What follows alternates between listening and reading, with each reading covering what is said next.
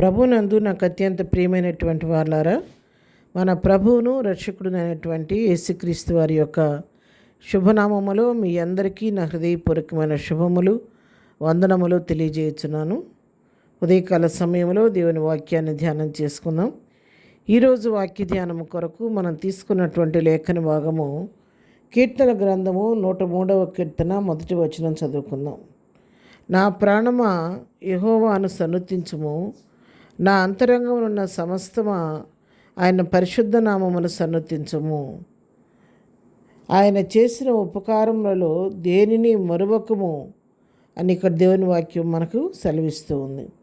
ఈ వాక్య భాగాన్ని మనం గమనించినట్లయితే ఈ కీర్తన 103వ కీర్తన భక్తుడైన దావీదు రాసిన కీర్తన. దావీదు ఇక్కడ తన ప్రాణాన్ని హెచ్చరిస్తూ ఉన్నాడు. ఎవరితోనో చెప్పి మీరు ఈ విధంగా స్తుతించడం చెప్పటం కాదు, కానీ తన సొంత ప్రాణంతో దావీదు మాట్లాడుతున్నాడు.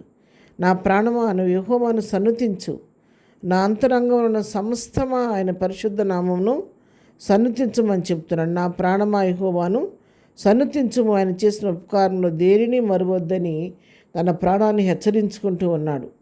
ఈరోజు నువ్వు రాజువయ్యావని చెప్పని నాకు ఎంతో సుఖానుభవం అనుభవిస్తున్నానని చెప్పి అతిశయిస్తున్నావేమో, కానీ నా జీవితకాలం అంతట్లో నా ప్రభు చేసిన మేలను నువ్వు మర్చిపోవద్దు. నేను ఏ విధంగా ఏ స్థితి నుంచి నా దేవుడు పైకి తీసుకొచ్చాడో దాన్ని నువ్వు మర్చిపోవద్దు. గొర్రెల దొడ్డిలో నుంచి సింహాసనానికి నా ప్రభు ఏ రీతిగా నన్ను హెచ్చించాడో దాన్ని నువ్వు మర్చిపోవద్దు. ఆయన నా పట్ల చేసినటువంటి కార్యాలను మర్చిపోవద్దు.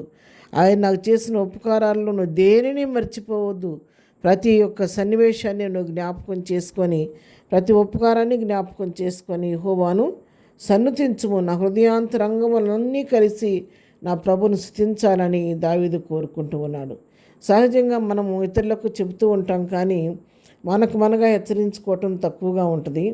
కానీ దావీదుకు ఉన్నటువంటి మంచి లక్షణం ఏంటంటే, తన ఇతరులకు బోధించడం మాత్రమే కాదు, తనను తాను కూడా ఆ విధంగానే తన యొక్క ప్రాణాన్ని హెచ్చరించుకొని ప్రభువు తగినట్టుగా జీవించటానికి, ప్రభువుకి ఇష్టంగా జీవించడానికి ప్రయాసపడుతూ ఉంటాడు. ఈ కీర్తనలోనే కాదు, మరొక కీర్తనలో 57వ కీర్తనలో కూడా దావీదు తన ప్రాణాన్ని హెచ్చరిస్తూ ఉంటాడు. 57వ కీర్తన 8వ వచనంలో, నా ప్రాణమా మేలుకొనుము, స్వరమండలమా సితారా మేలుకొనుడి, నేను వేకువనే లేచెదను.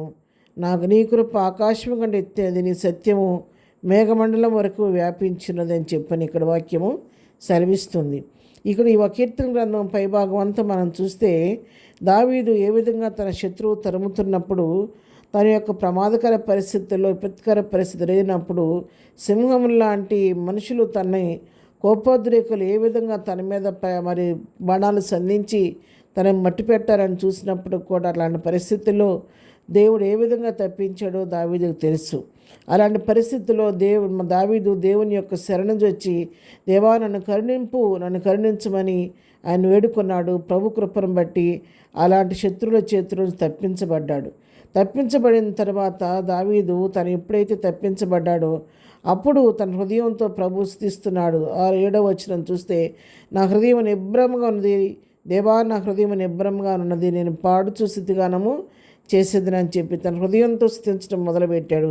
తర్వాత నా ప్రాణమా నువ్వు కూడా మేలుకో, స్వరమండలమా సితారా మేలుకోండి, నేను వేకుని లేచి నా ప్రభు నా పట్ల చేసిన కార్యాలను బట్టి నా ప్రభుని స్తుతిస్తానని చెప్పి ఇక్కడ కూడా తన ప్రాణాన్ని హెచ్చరించుకున్నాడు. కీర్తన గ్రంథం 50వ కీర్తన 15వ వచనంలో మనం చూస్తే, ఆపత్కాలమందు నువ్వు నన్ను గురించి మొరపెట్టుము, నేను విడిపించదు, నేను మహింపరిచెదవని దేవుని వాక్యం సెలవించినట్లుగా ఆపదలో దావీదు మొరపెట్టాడు.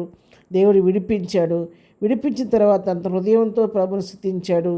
తన ప్రాణాన్ని మేల్కొల్పాడు, స్వరమండలం తీసుకున్నాడు, సితారా తీసుకున్నాడు, వేకునే లేచి ప్రభువుని స్తుతించడం ప్రారంభించాడు. అవును ప్రియారా, మన జీవితంలో దేవుడు చేస్తున్న మెళ్ళను తలపోసుకొని మనం ఎప్పటికప్పుడు ఉపకారాలను జ్ఞాపకం చేసుకొని సృదంతాభావంతో స్థుతించవలసిన వారుగా ఉన్నాం. ఎప్పుడైతే అట్లా స్థుతిస్తామో ప్రభు అప్పుడు అనేకమైన కార్యాలు మన పట్ల చేస్తారు. కాబట్టి మనము కూడా ఆ విధంగా మన జీవితంలో దేవుడు చేసిన మేళ్ళన్నీ జ్ఞాపకం చేసుకొని ప్రభువును స్థుతిస్తూ మహింపరుస్తూ ముందుకు సాగిపోదాం. ప్రార్థన. ప్రేమగల తండ్రి, ఉదయకాలం మాకు ఇచ్చిన మంచి శ్రేష్టమైన వాక్య భాగాన్ని బట్టి మీ కొందనాలు ఇదిన వాక్యాన్ని బట్టి అందరిని దీవించండి, ఆశీర్దించండి. ప్రతి వారి జీవితంలో ఇంతవరకు చేసిన మేళ్ళన్నిటిని బట్టి నీ కొందనాలు. ఇక ముందు కూడా మాకున్న సమస్యల్ని పరిష్కరించి నీ ఉపకారాలు మాకు దయచేసి మేలు చేసి మహింపదండి నాయన. ఇద్దరు దీవులతో నింపండి.